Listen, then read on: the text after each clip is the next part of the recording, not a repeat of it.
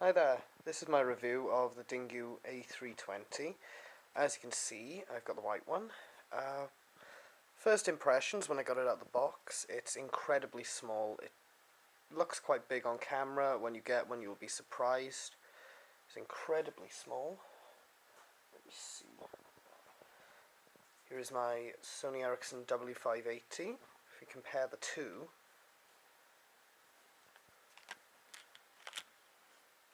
you can see the Dingoo is only slightly bigger, but it is still tiny. Right, so I'm going to turn it on now. As you can see, I've got the custom firmware and a nice Mega Man theme. I'm not sure how well that's picking up the screen. And I've seen a lot of reviews on YouTube for the Dingoo, but most of them concentrate on music, movie, radio. They're okay, but what everyone cares about, what I care about anyway, are the ROMs and the emulators. So here we are. Right, I'm going to start with CPS2 games, and I'll start with X-Men vs Street Fighter. Brilliant game. Okay, here we are, it's loading up now. It does take a while loading up, but it does run very, very well.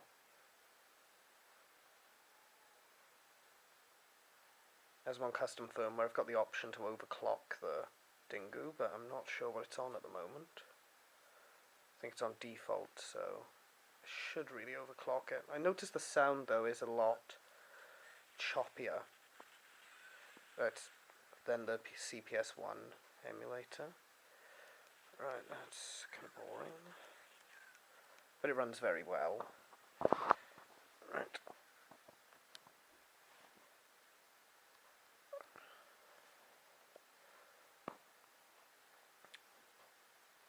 Okay, here we are. So moving on to the CPS1 games, I'll just choose random one, Street Fighter 0. Again, brilliant game. And it's running a zip file, which is kind of good, but the CPS2 games were 7Z files, they didn't load. I had to unpack all those. You know, there's a few graphical glitches, but aside from that, it's very playable. Kind of basic. This version's in Japanese.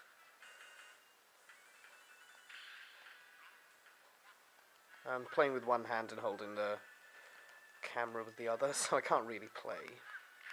The shoulder buttons work. Another thing, the shoulder buttons are a lot easier to press than I imagined. I thought they were going to be stiff, but no, fantastic. So there we are, we've got the basic idea of that one. Right, so moving on to the Game Boy Advance emulator.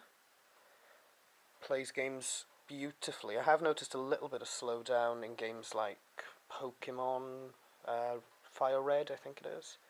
But aside from that, everything else works. So, oh yeah, custom boot screen.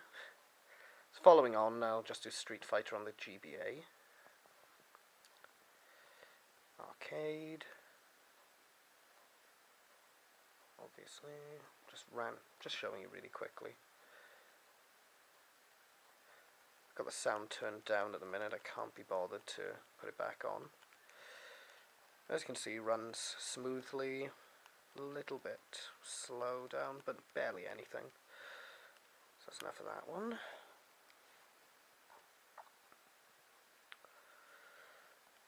Right, you have to download and install the Master System emulator separately, but it is very, very good. It's Alex Kidd. Classic Master System game.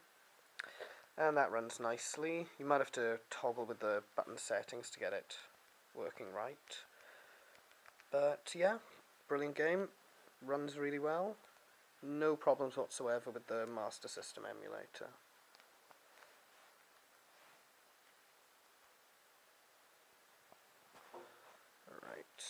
Moving on, here's the Mega Drive or Genesis emulator. Just load up Streets of Rage. Now I have noticed quite a little bit of quite a bit of slowdown in the Genesis emulator. I'm using the updated version, but even so, it's still a little slow. You notice it more with the music than anything. So like a little bit like slow-mo. But this runs quite well. It's really high frame per second games like Sonic that seem to suffer. So there we are. Runs nicely. Responsive. And story's carrying on. Can't be bothered. Okay. But as I said, there are a few problems. Namely the updated md.sim, which does get rid of a few graphical problems. It seems to make your Dingoo freeze when you exit USB mode, so you have to reset.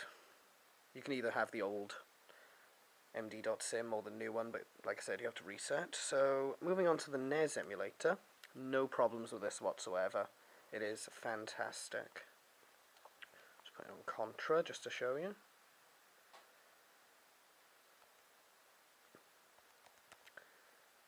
There we are. That is so responsive. Fires in every direction. I love this game. There we are. So that works fantastically. No problems whatsoever with that emulator. And last but not least, well, least in some respects, the SNES emulator. Now I've noticed a few problems, not as bad as I'd thought though. Loading a few games. Super Mario World seems to be okay. A lot of people have complained about it, but it's playable. So let's just load my state.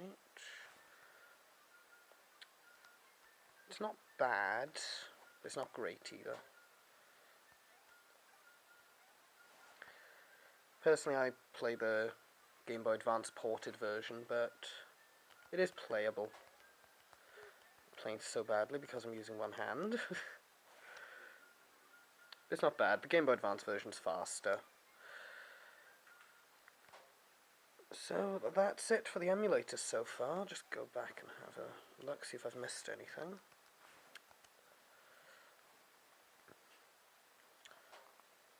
Right. Wrong button.